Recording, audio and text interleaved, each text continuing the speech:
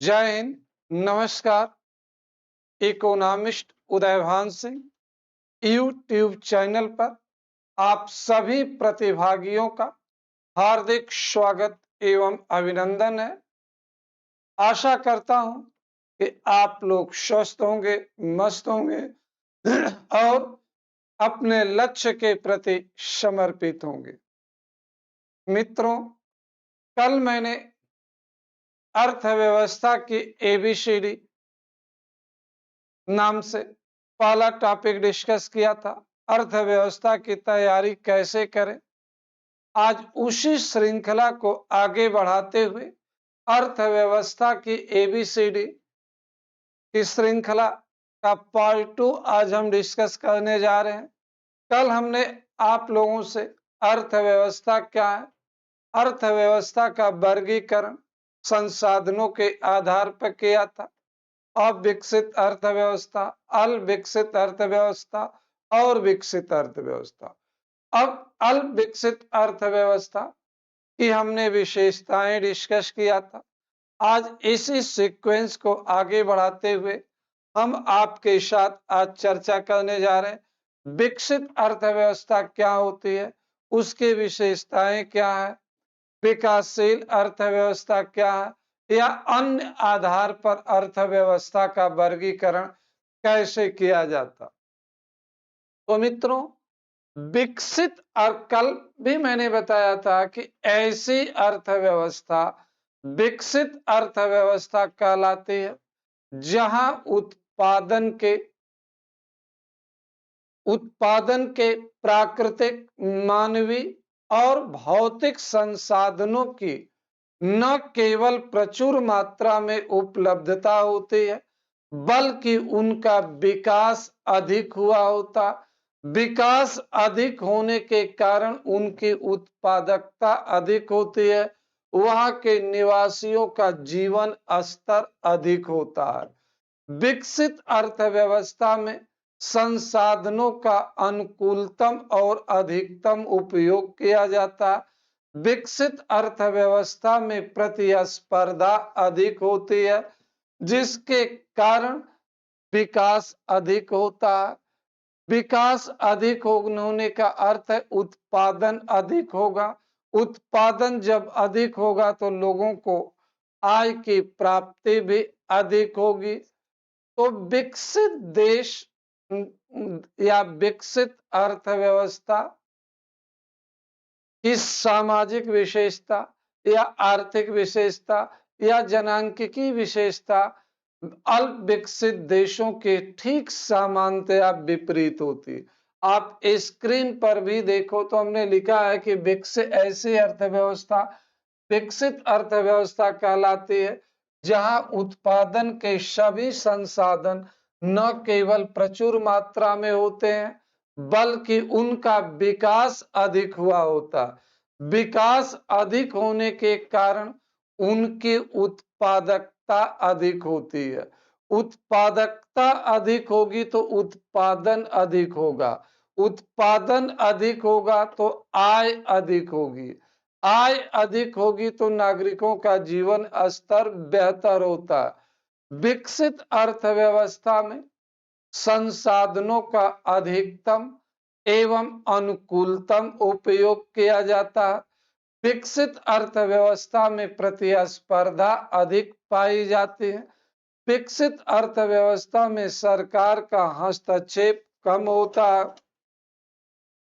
विकसित अर्थव्यवस्था में सरकार नियंत्रक की भूमिका में न होकर के सरकार नियामक की भूमिका में होती है।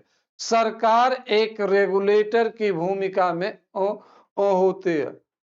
अब आगे हमें डिस्कस करना विकसित अर्थव्यवस्था की विशेषताएं। तो देखिए, विकसित अर्थव्यवस्था की विशेषता भी वो विकसित अर्थव्यवस्था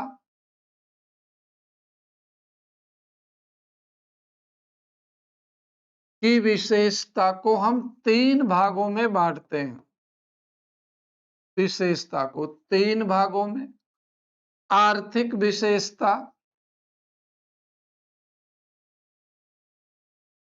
इकोनॉमिक कैरेक्टर। दूसरा हम कहते हैं जनांकिकी विशेषता, जनांकिकी विशेषता। तीसरा सामाजिक विशेषता। कल विकासशील देशों के अल विकसित देशों की विशेषता को भी हमने 3 भागों में बांटा था। तो यहाँ पर भी हम आर्थिक विशेषता, जनांकिकी विशेषता और सामाजिक विशेषता के रूप में अर्थव्यवस्था को विभाजित करते। अल विकसित देशों की जो आर्थिक विशेषता है, यहाँ राष्ट्रीय आय अधिक होती है, प्रति व्यक्ति आय अधिक होती है, गरीबी कम होती है, बेरोजगारी कम होती है, औद्योगिकीकरण अधिक हुआ होता है, इनोवेशन पर अधिक बल दिया जाता है, शोध एवं विकास कार्यों पर अधिक बल दिया जाता है। यहाँ जीडीपी में टर्सरी सेक्टर, सेवा क्षेत्र का योगदान अधिक होता है, प्राथमिक क्षेत्र का योगदान कम होता है। विकसित अर्थव्यवस्था निर्यात आधारित अर्थव्यवस्था होती है। यहाँ व्यापार शेष अनुकूल होता है, भुगतान शेष अनुकूल होता है। इस प्रकार की अर्थव्यवस्था में सरकारी हस्तक्षेप कम होता, सरकार का नियंत्रण कम होता, अर्थव्यवस्था में प्रतिस्पर्धा को अधिक बढ़ावा मिलता, अर्थव्यवस्था में उदारीकरण, उदारवादी प्रवृत्तियां अधिक दिखाई पड़ती हैं। विकसित अर्थव्यवस्था में वैश्विक अर्थव्यवस्था के साथ तालमेल करने की प्रकृति अधिक पाई जाती है। विकसित अर्थव्यवस्था में आधारिक संरचना गुणवत्ता युक्त होती है। आप देखो तो इस स्क्रीन पर भी मैंने लिखा कि विकसित देशों में प्रति व्यक्ति आय अधिक होती है, राष्ट्रीय आय अधिक होती है। जब प्रति व्यक्ति आय अधिक होगी, राष्ट्रीय आय अधिक होगी, तो यहाँ पर निर्धनता एवं बेरोजगारी कम होती है। प्रति व्यक्ति आय अधिक होगी तो यहाँ के निवासियों का जीवन स्तर उच्च होता है।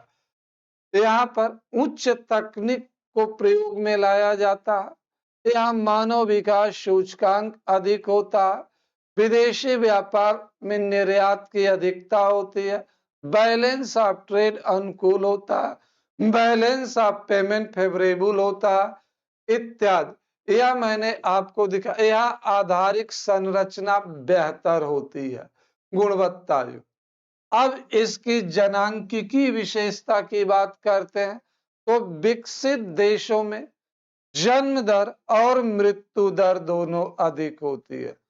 विकसित देशों में जन्म दर भी कम होती है, मृत्यु दर भी कम होती है।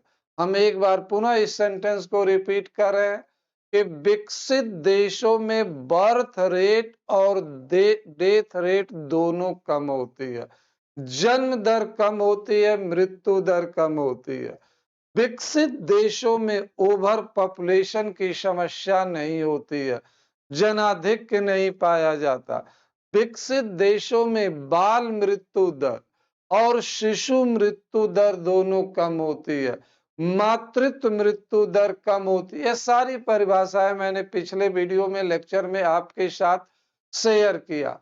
अल विकसित देशों में जन्म दर, मृत्यु दर अधिक होती है तो विकसित देशों में उसके ठीक विपरीत होती है। विकसित देशों में लाइफ एक्सपेक्टेंसी अधिक होती है। विकसित देशों के लोगों में व्यावसायिक अप्रोच, व्यावसायिकता अधिक पाई जाती है। विकसित देशों में व्यावसायिकता अधिक पाई जाती है, लोगों में व्यावसायिक अप्रोच अधिक होता है। तो यह हमने बताया कि विकसित देशों कि जनांकिकी विशेषता क्या होती है, आर्थिक विशेषता क्या होती है, सामाजिक विशेषता। विकसित देशों में रूढ़वादिता कम पाई जाती है, विकसित देशों में सामाजिक आर्थिक विषमता कम होती है, विकसित देश के लोगों में प्रगतिशीलता अधिक होती है, विकसित समाज में जो होता है अनुकूलनशीलता भी अधिक पाई जाती है। तो मित्रों, अभी हमने आपके साथ डिस्कस किया विकसित देश क्या है, विकसित देश की विशेषता क्या। यहाँ पर आपसे प्रश्न पूछा जा सकता है कि भारत किस प्रकार का देश है, कुछ उदाहरण के साथ, तर्कों के साथ। तो भारत एक अल्पविकसित देश है, लेकिन वहीं संचार के क्षेत्र में बात करते हैं, मोबाइल के क्षेत्र में बात करते हैं, अंतरिक्ष प्रौद्योगिकी के क्षेत्र में बात करते हैं, तो रक्षा प्रौद्योगिकी के, तो भारत विकसित देशों से के समकक्ष खड़ा मिलता है। तो भारतीय अर्थव्यवस्था में वर्तमान में अल्पविकसित देश की भी विशेषता विद्यमान है, भारतीय अर्थव्यवस्था में विकसित देश की भी विशेषता विद्यमान है। क्लियर हुआ? आगे हम बढ़ते हैं। अब हमें डिस्कस करना विकासशील अर्थव्यवस्था। विकासशील अर्थव्यवस्था,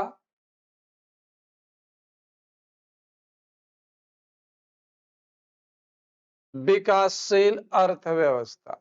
देखिए, अल्प विकसित और विकसित अर्थव्यवस्था के बीच की अर्थव्यवस्था विकासशील अर्थव्यवस्था मानी गई।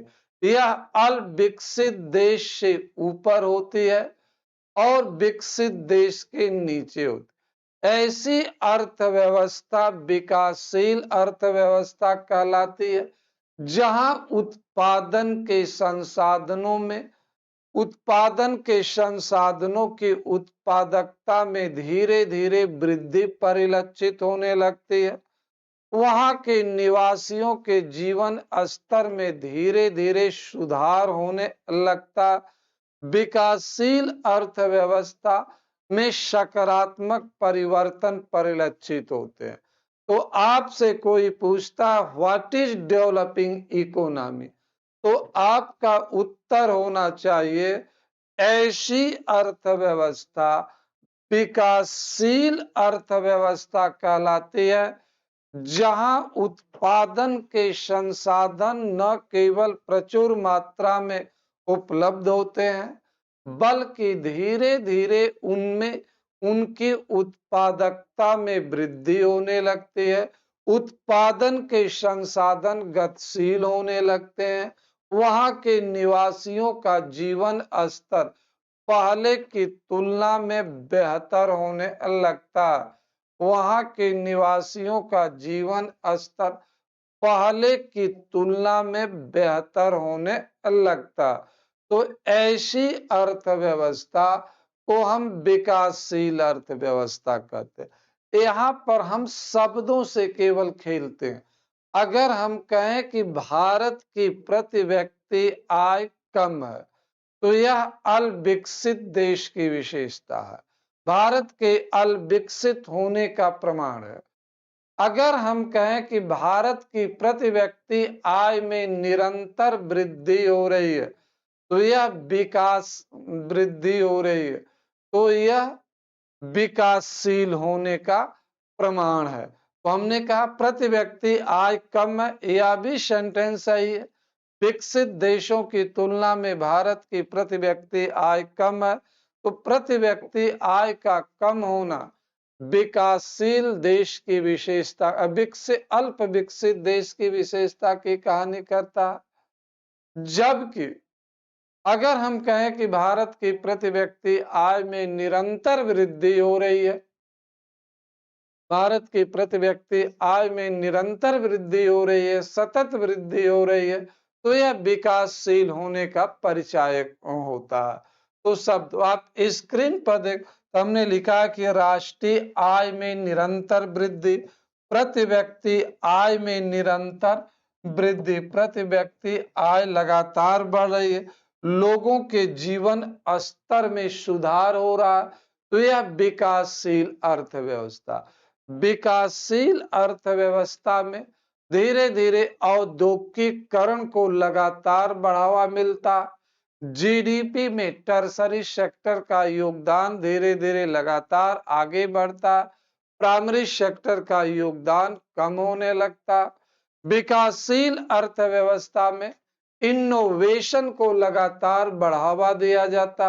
विकासशील अर्थव्यवस्था में धीरे धीरे आधारभूत संरचना की गुणवत्ता में सुधार होने लगता।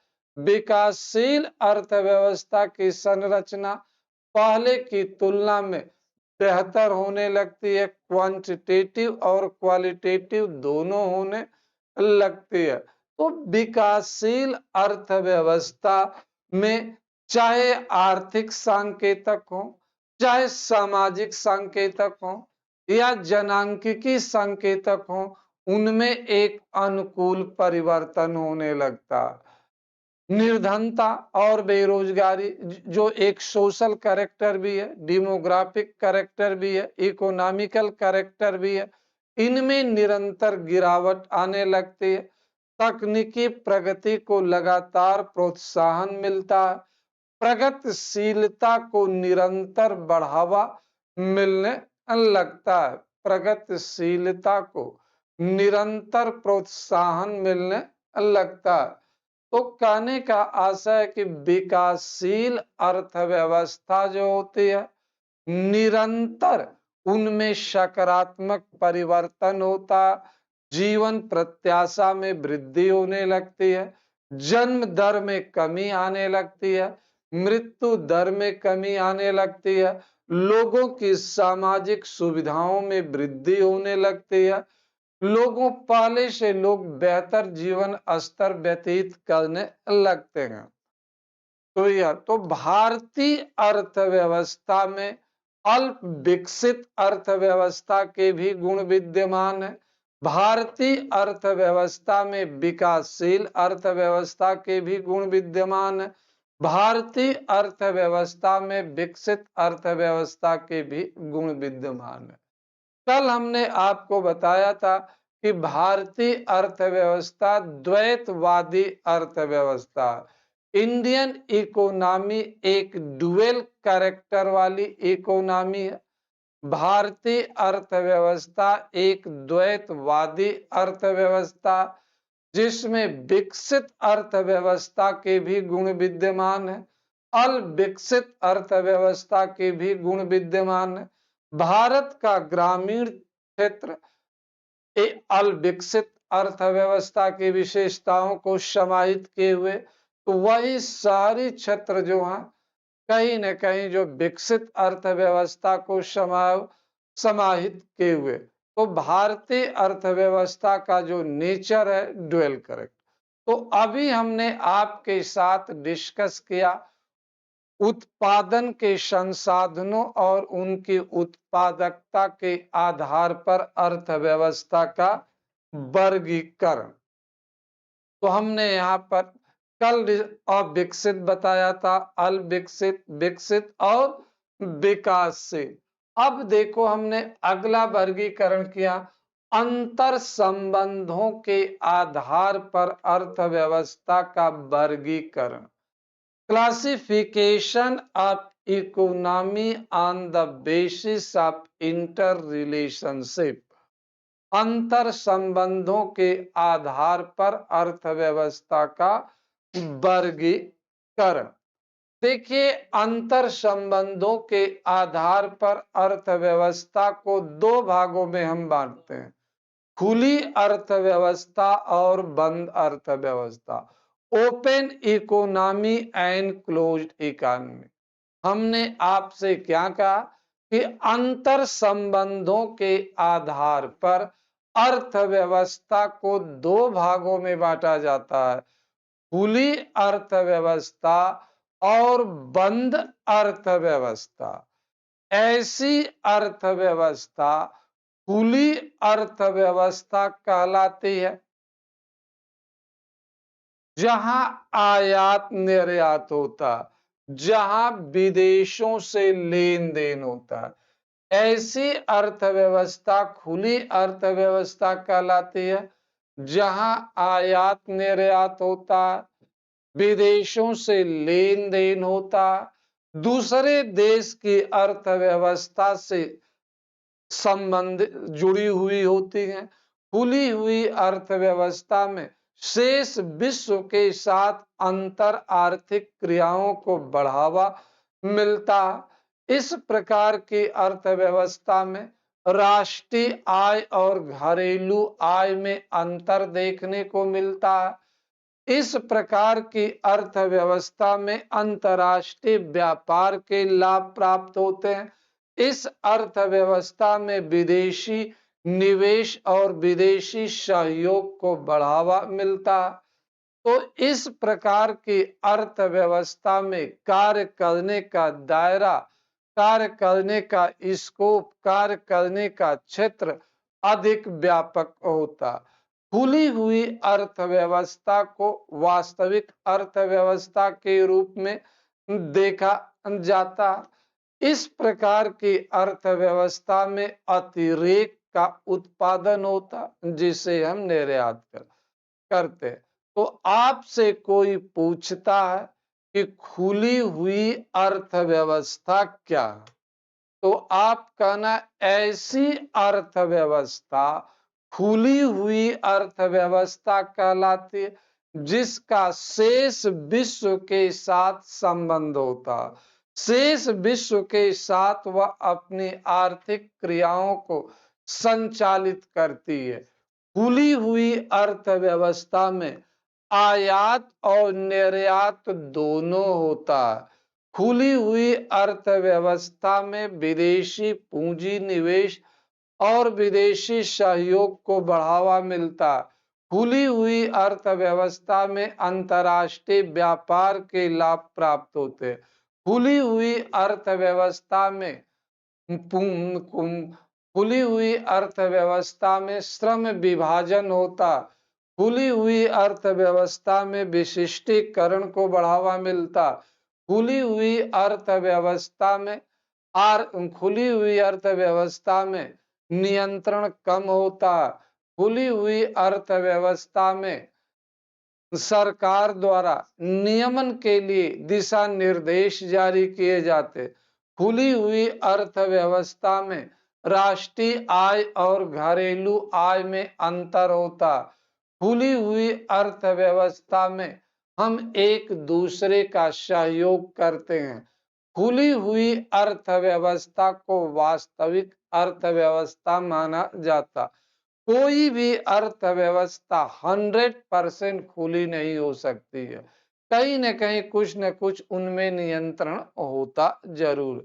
लेकिन इतना ध्यान रखना कि खुली अर्थव्यवस्था में शेष विश्व के साथ किसी देश का आर्थिक क्रियाओं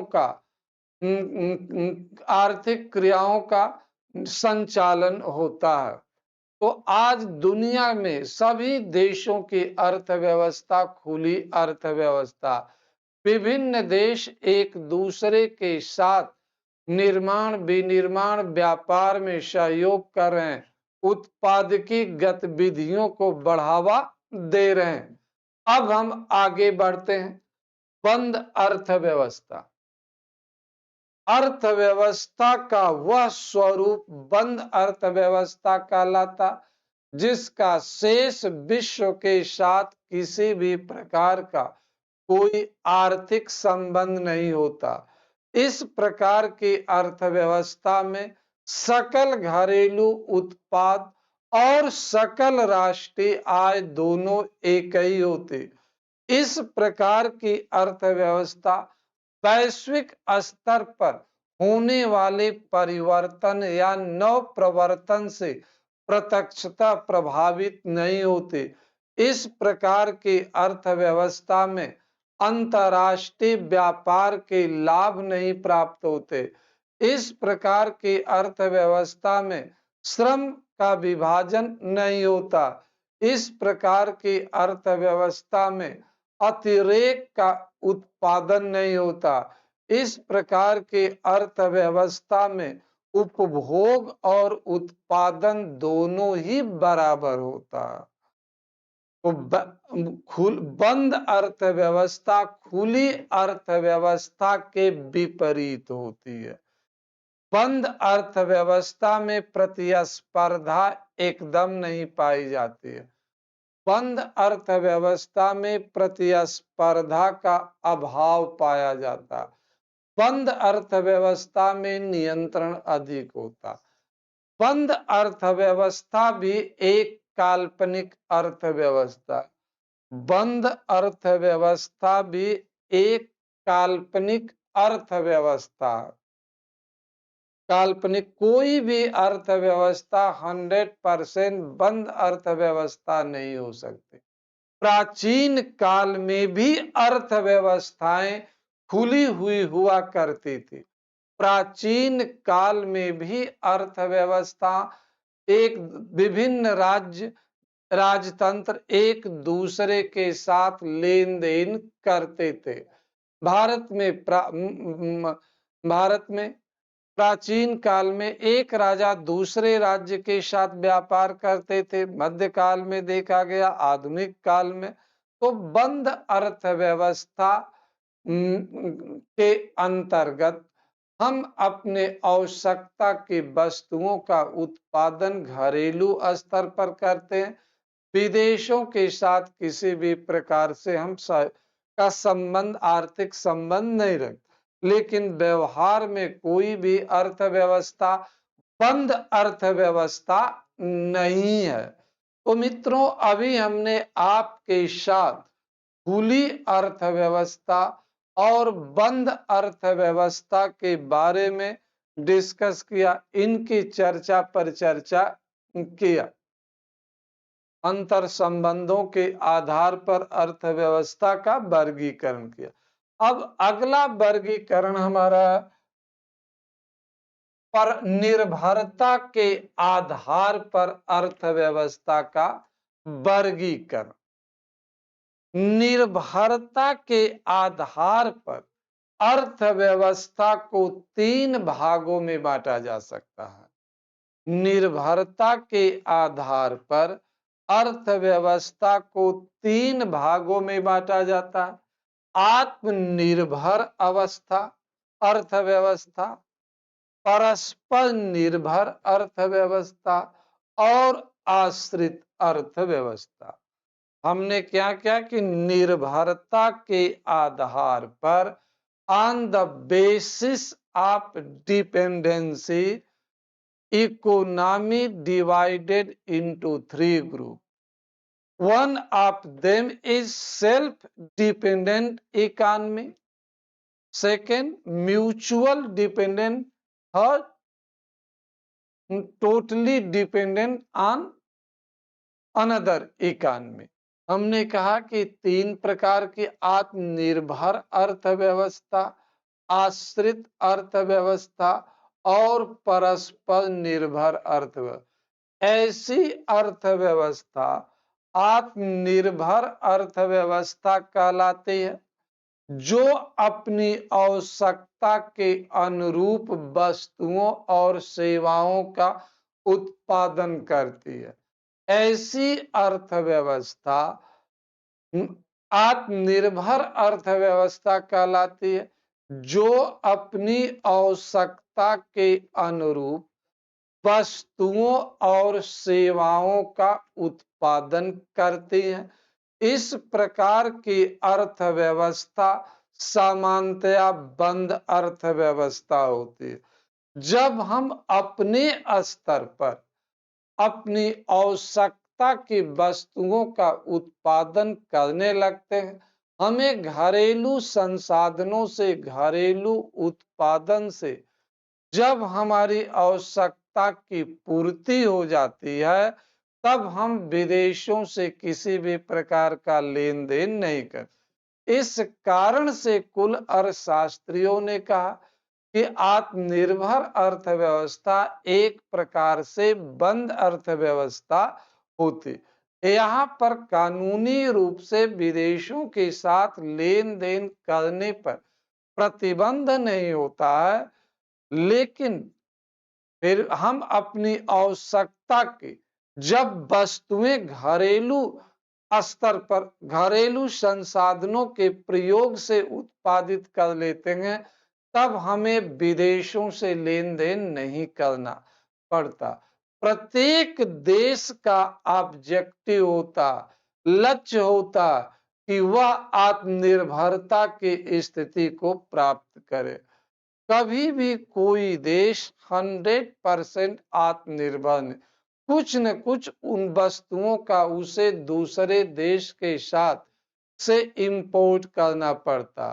अमेरिका जैसे सुपर इकोनॉमी, जिसे हम आत्मनिर्भर अर्थव्यवस्था कहते हैं, लेकिन वह भी 100% जो है आत्मनिर्भर नहीं है, लेकिन आत्मनिर्भर कहा जाता है क्योंकि वह अपनी अधिकांश आवश्यकताओं की पूर्ति उसके द्वारा स्वयं की जाती है।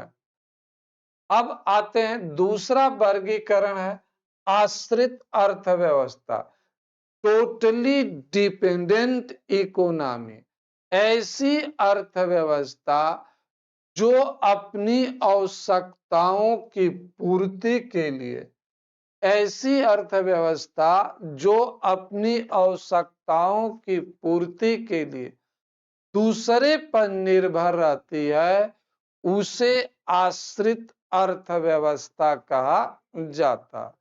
ऐसी अर्थव्यवस्था जो अपनी आवश्यकताओं की पूर्ति के लिए दूसरों पर निर्भर रहती है, उसे आश्रित अर्थव्यवस्था, डिपेंडेंट इकोनॉमी कहा जाता।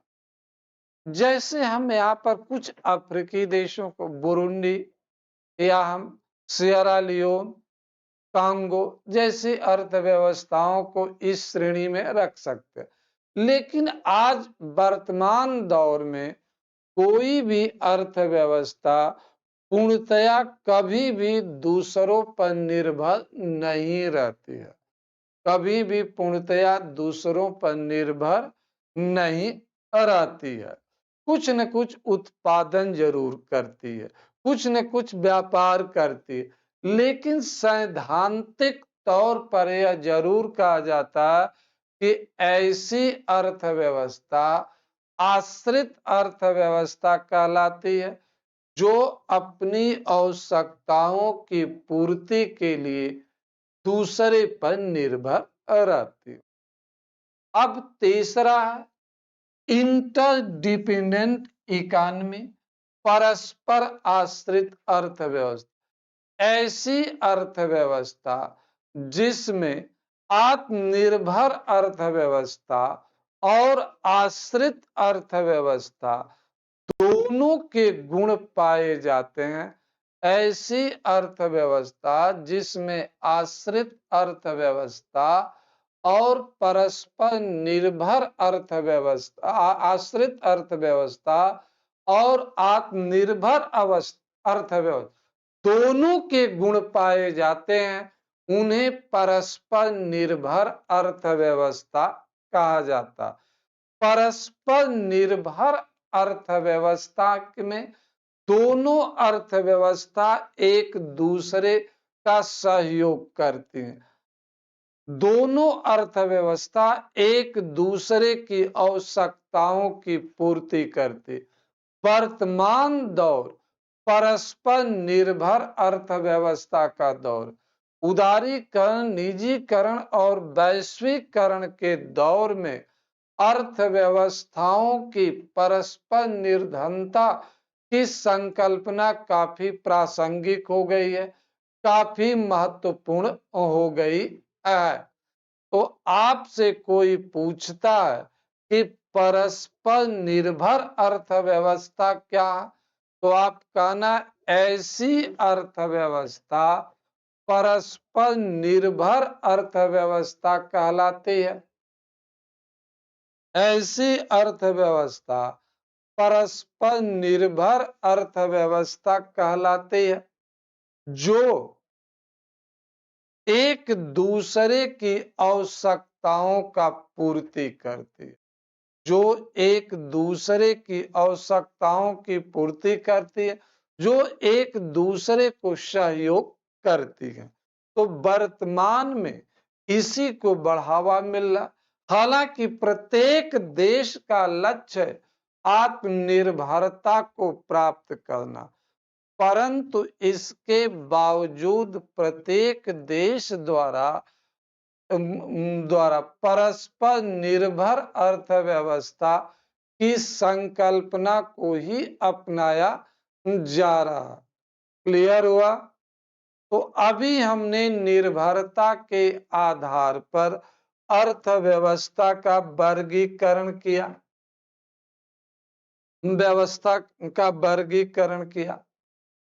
तो निर्भरता के आधार पर 3 प्रकार के अर्थव्यवस्था का मैंने जिक्र किया। अब आगे हमें जिक्र करना है उत्पादन प्रणाली के आधार पर। उत्पादन प्रणाली के आधार, उत्पादन प्रणाली के आधार पर अर्थव्यवस्था का वर्गीकरण। उत्पादन अर्थव्यवस्था का वर्गीकरण। उत्पादन प्रणाली के आधार पर अर्थव्यवस्था को 3 भागों में बांटा जाता। समाजवादी अर्थव्यवस्था, समाजवादी अर्थव्यवस्था, दूसरा पूंजीवादी अर्थव्यवस्था, पूंजीवाद, तीसरा मिश्रित अर्थव्यवस्था, मिश्रित अर्थव्यवस्था। उत्पादन प्रणाली के आधार पर अर्थव्यवस्था को 3 भागों में बांटा जाता है। समाजवादी अर्थव्यवस्था, पूंजीवादी अर्थव्यवस्था और मिश्र। उत्पादन प्रणाली का यह अर्थ है उत्पादन के संसाधनों का स्वामित्व किसके पास है, संसाधनों का उपयोग किस आधार पर किया जाता, उत्पादन कितना मात्रा में करना, कब करना और कैसे करना, और इन सभी प्रक्रियाओं का निर्धारण जब सरकार द्वारा किया जाता है या किसके द्वारा किया जाता, सरकार या निजी क्षेत्र, उनके आधार पर अर्थव्यवस्था को हम 3 भागों में बांटते हैं। तो सबसे पहले हमने क्या आपको बताया, समाजवादी अर्थव्यवस्था, पूंजीवादी अर्थव्यवस्था और निजी मिश्रित अर्थव्यवस्था। देखिए समाजवादी अर्थव्यवस्था या समाजवादी प्रणाली का विकास पूंजीवादी प्रणाली के प्रति उत्तर में हुआ, जवाब में। यह एक प्रश्न अक्सर होता है कि पहले समाजवादी अर्थव्यवस्था का जन्म हुआ या पूंजीवादी। तो समाजवादी अर्थव्यवस्था का जन्म पूंजीवाद के बाद में होता। शायद अभी हमने पूंजीवाद नहीं डिस्कस किया, इसलिए पूंजीवाद पर ही हम आ जाते हैं। सबसे पहले भी हम पूंजीवादी, ऐसी अर्थव्यवस्था पूंजीवादी अर्थव्यवस्था कहलाती है जहां उत्पादन के संसाधनों का एक बड़ा भाग निजी स्वामित्व में होता है और निजी क्षेत्र उसका प्रयोग अपने लाभ को अधिकतम करने के लिए करता है। संसाधनों का एक बड़ा भाग पूंजीपतियों के उद्योग में विनियोजित होता है। तो ऐसी अर्थव्यवस्था पूंजीवादी अर्थव्यवस्था। हमने स्क्रीन पर भी आपको लिखा कि आर्थिक प्रणाली का वह स्वरूप पूंजीवाद कहलाता जिसके अंतर्गत उत्पादन के संसाधनों का एक बड़ा भाग पूंजीपतियों के उद्योग में विनियोजित किया जाता है और पूंजीपतियों का उद्योग वह उद्योग होता है जिसमें भौतिक संसाधनों का स्वामित्व निजी स्वामित्व निजी हाथों में होता है और उसका प्रयोग वह अपने लाभ को अधिकतम करने के लिए करते हैं। पूंजीवादी अर्थव्यवस्था में उद्योगपतियों द्वारा ऐसी वस्तुओं का उत्पादन किया जाता है, ऐसी सेवाओं का उत्पादन उपलब्ध कराया जाता जिससे उनको अधिक लाभ होने की संभावना होती है। तो पूंजीवादी अर्थव्यवस्था में सामाजिक कल्याण के बनस्पत तुलना में पूंजीवादी अर्थव्यवस्था में सामाजिक कल्याण की तुलना में निजी कल्याण को बढ़ावा दिया जाता है। निजी लाभार्जन को बढ़ावा दिया जाता। तो पूंजीवादी अर्थव्यवस्था के संदर्भ में पूंजीवादी अर्थव्यवस्था के संदर्भ में यह कहा जाता कि पूंजीवादी अर्थव्यवस्था में प्रतिस्पर्धा अधिक होती है। पूंजीवादी अर्थव्यवस्था में विकास के अवसर अधिक उत्पन्न होते हैं। पूंजीवादी अर्थव्यवस्था में धन संचय को बढ़ावा मिलता है। पूंजीवादी अर्थव्यवस्था में सरकारी हस्तक्षेप कम होता है। पूंजीवादी अर्थव्यवस्था में सरकार की नीतियां उदार एवं सरल होती है। पूंजीवादी अर्थव्यवस्था में मांग और पूर्ति के आधार पर आर्थिक गतिविधियों का संचालन किया जाता। पूंजीवादी अर्थव्यवस्था में मांग और पूर्ति के आधार पर आर्थिक गतिविधियों का संचालन किया जाता है।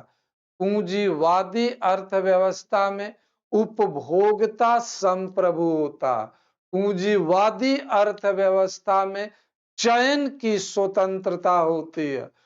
उपभोक्ता किसी भी प्रोडक्ट को यूज करने के लिए स्वतंत्र होता, तो उद्योगपति भी किसी भी प्रोडक्ट को बनाने के लिए स्वतंत्र होते हैं।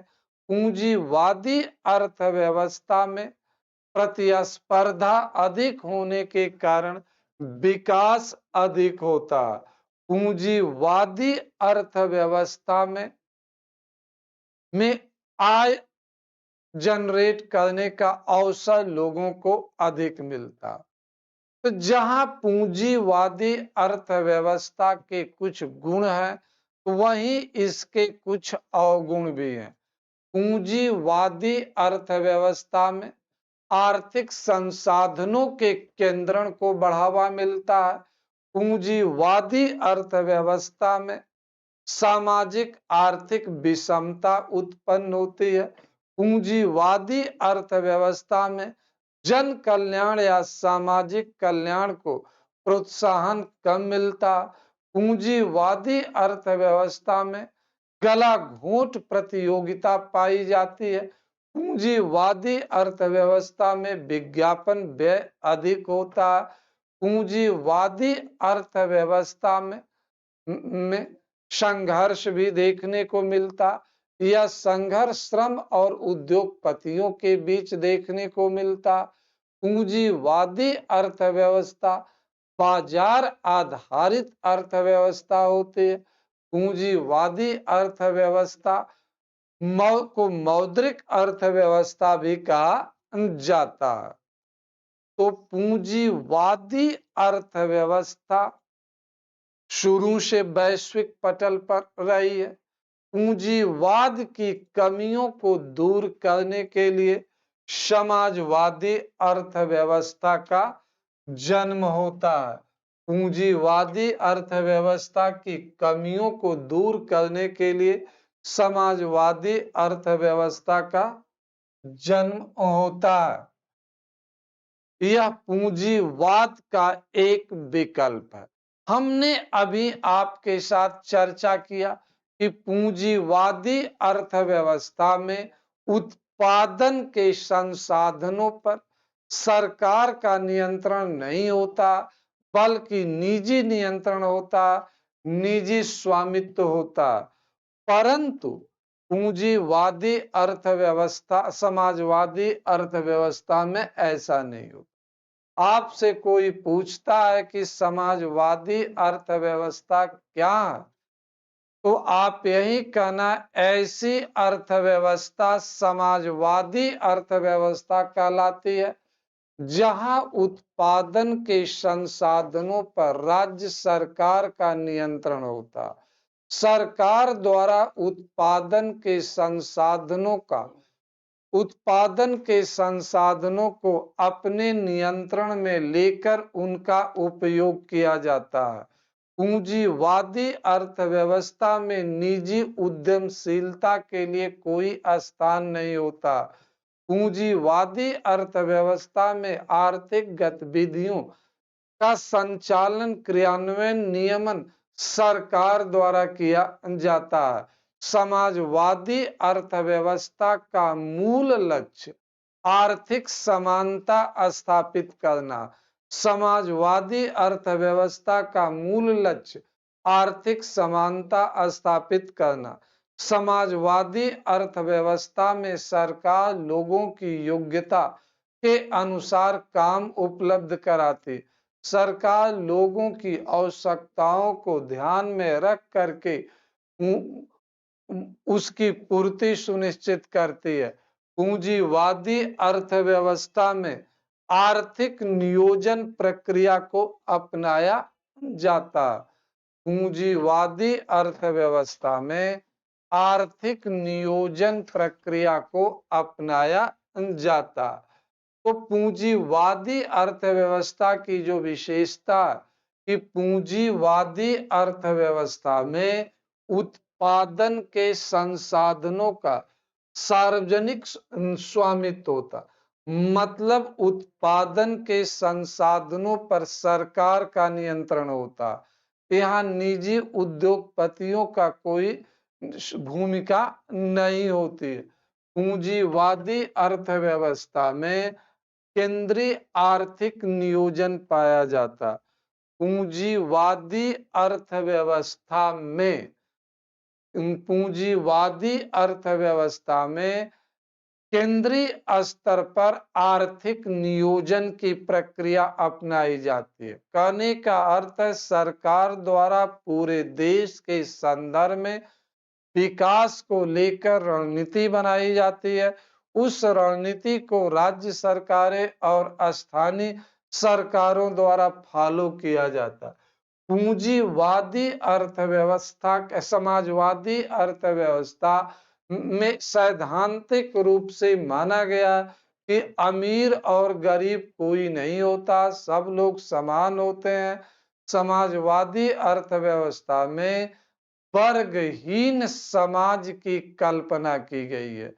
समाजवादी अर्थव्यवस्था में कहा गया कि सब लोग समान हैं, लोगों के बीच संसाधनों का समान रूप से बंटवारा होना।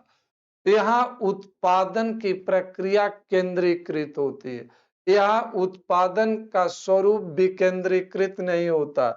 यहाँ सरकार के नियंत्रण में संसाधनों का अधिकतम प्रयोग किया जाता। समाजवादी अर्थव्यवस्था में आय का समान वितरण करने पर बल दिया जाता। समाजवादी अर्थव्यवस्था में सामाजिक न्याय सुनिश्चित करने पर बल दिया जाता। समाजवादी अर्थव्यवस्था का उद्देश्य जन कल्याण को बढ़ावा देना, सामाजिक कल्याण को बढ़ावा देना, सामाजिक न्याय सुनिश्चित करना। यहाँ व्यक्तिगत लाभ का कोई स्थान नहीं होता। तो मित्रों, अभी हमने समाजवादी अर्थव्यवस्था की कुछ विशेषताएं बताई, गुण बताया। समाजवादी अर्थव्यवस्था के भी अवगुण होते हैं। समाजवादी अर्थव्यवस्था की भी डिमेरिट होती है। समाजवादी अर्थव्यवस्था में प्रतिस्पर्धा की कमी पाई जाती है, नियंत्रण अधिक होता है, संपूर्ण गतिविधियां सरकार द्वारा संचालित की जाती, जिसके कारण निजी उद्यमशीलता को बढ़ावा नहीं मिल पाता। विकास को बढ़ावा नहीं मिल पाता, उत्पादन में अत्यधिक वृद्धि नहीं होती। समाजवादी अर्थव्यवस्था में राज्य की भूमिका अत्यधिक बढ़ जाती है। समाजवादी अर्थव्यवस्था में शोषण को अधिक बढ़ावा मिलने लगता है। समाजवादी अर्थव्यवस्था में जवाबदेही की कमी पाई जाती है। व्यवहारिक तौर पर देखा जाए तो समाजवादी अर्थव्यवस्था एक काल्पनिक अर्थव्यवस्था।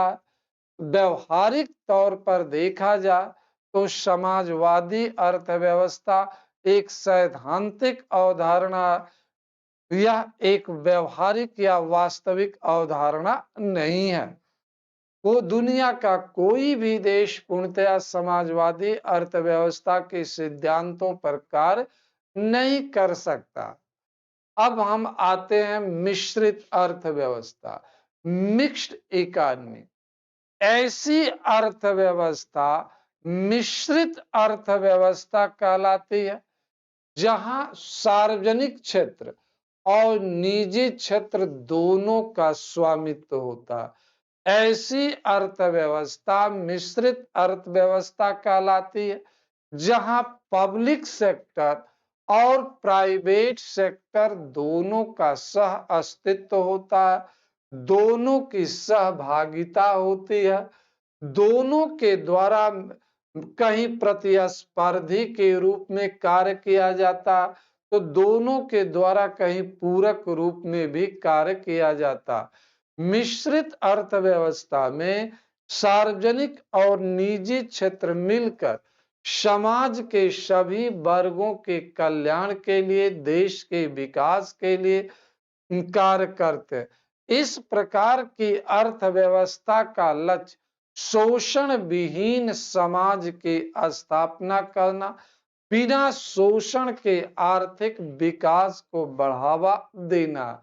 मिश्रित अर्थव्यवस्था का लक्ष्य पूंजीवादी अर्थव्यवस्था के दोषों को दूर करना है और समाजवादी अर्थव्यवस्था के दोषों से बचना है। यह पूंजीवाद और समाजवाद दोनों का एक मिश्रित स्वरूप है।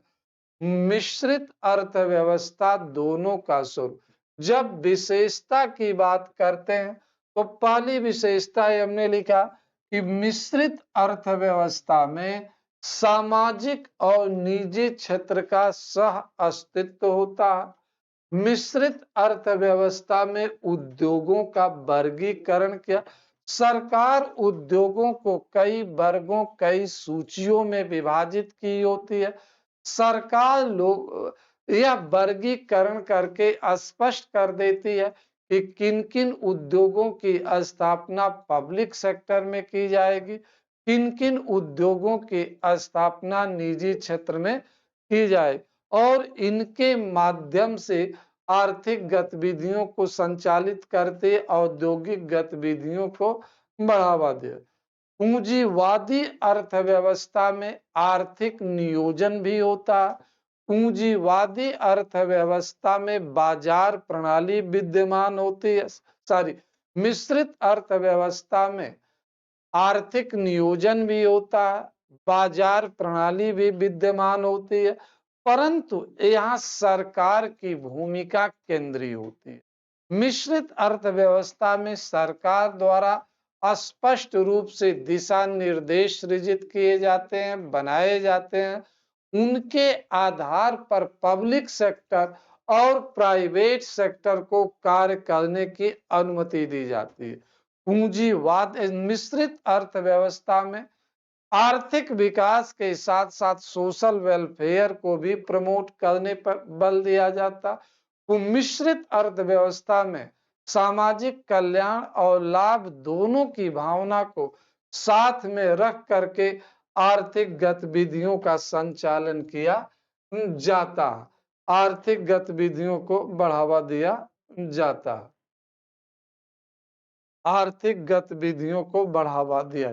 तो मिश्रित अर्थव्यवस्था की परिकल्पना, मिश्रित अर्थव्यवस्था का कंसेप्ट लॉर्ड किन्स द्वारा दिया गया। जब 1929-30 की मंदी आई तो उस मंदी के दौरान, मंदी के बाद लॉर्ड किन्स ने मिश्रित अर्थव्यवस्था की संकल्पना दिया। उनका कहना था कि मंदी के प्रभाव को दूर करने के लिए सरकार और निजी क्षेत्र दोनों को मिलकर कार्य करना चाहिए, दोनों को मिलकर इस दिशा में उपयुक्त कदम उठाना चाहिए। भारत में जहां तक प्रश्न है, तो भारत में स्वतंत्रता प्राप्ति के बाद जब संविधान सभा की बैठक हो रही थी, चल रही थी, उस समय भारतीय अर्थव्यवस्था का स्वरूप क्या हो, इस संदर्भ में दो विचारधाराएं थी। एक विचारधारा कहती थी कि सोवियत संघ के नेतृत्व वाले समाजवादी अर्थव्यवस्था को अपनाया जा, तो दूसरी विचारधारा कहती थी अमेरिकी मॉडल पूंजीवाद को अपनाया जा। संविधान सभा का बहुमत समाजवाद के पक्ष में था, लेकिन पंडित नेहरू पूंजीवाद के पक्ष में थे। तो उन्होंने एक बीच का रास्ता निकाला कि भारतीय अर्थव्यवस्था न पूर्णतया समाजवादी होगी, न पूंजीवादी होगी, बल्कि मिश्रित होगी। अप्रैल 1948 में भारत सरकार द्वारा अपनी पहली औद्योगिक नीति घोषित की गई। अब प्रथम औद्योगिक नीति में स्पष्ट तौर से कहा गया कि भारतीय अर्थव्यवस्था मिश्रित अर्थव्यवस्था होगी। तो स्वतंत्रता प्राप्ति से लेकर आज तक भारतीय अर्थव्यवस्था मिश्रित है, परंतु धीरे धीरे भारतीय अर्थव्यवस्था बाजार निर्देशित मिश्रित अर्थव्यवस्था में तब्दील हो चुकी है। पहले मिश्रित अर्थव्यवस्था को दो भागों में बांटा जाता था, सरकार निर्देशित मिश्रित अर्थव्यवस्था और बाजार निर्देशित। तो आज अर्थव्यवस्था, भारतीय अर्थव्यवस्था मिश्रित है, लेकिन धीरे धीरे यह बाजार के अनुसार, बाजार की मांग के अनुसार काम करने लगी है। तो भारतीय अर्थव्यवस्था के ऊपर यह आरोप लगाया जाता है कि भारतीय अर्थव्यवस्था आज पूंजीवाद की ओर अग्रसर है, पूंजीवादी अर्थव्यवस्था में तब्दील हो, लेकिन हम पूर्णतया ऐसा नहीं मानते हैं। आज भी भारतीय अर्थव्यवस्था में सार्वजनिक क्षेत्र की महत्वपूर्ण भूमिका, भारतीय अर्थव्यवस्था में उदारीकरण को बढ़ावा मिल रहा, निजीकरण को बढ़ावा मिल रहा, यह सही है, लेकिन इसके साथ साथ सार्वजनिक सेवाओं की उपलब्धता, जन कल्याण को बढ़ावा देने के लिए सार्वजनिक प्रतिष्ठान, सार्वजनिक निगम और सरकारें कार्य करें। तो भारतीय अर्थव्यवस्था बाजार निर्देशित मिश्रित अर्थव्यवस्था बन चुकी है। तो मित्रों, अभी हमने अर्थव्यवस्था का वर्गीकरण आपको उत्पादन प्रणाली के आधार पर डिस्कस किया। हम उम्मीद करते हैं कि यह वर्गीकरण, यह संकल्पना आपके समझ में आ चुकी होगी। कोई भी आपको मन में डाउट है, प्रश्न है, तो हमारे नंबर, व्हाट्सएप नंबर 98998793 पर कॉल करके या मैसेज दे करके हमसे पूछ सकते हैं। तो मित्रों, आज की क्लास यहीं पर हम बंद करते हैं। बहुत बहुत धन्यवाद, शुभकामनाएं।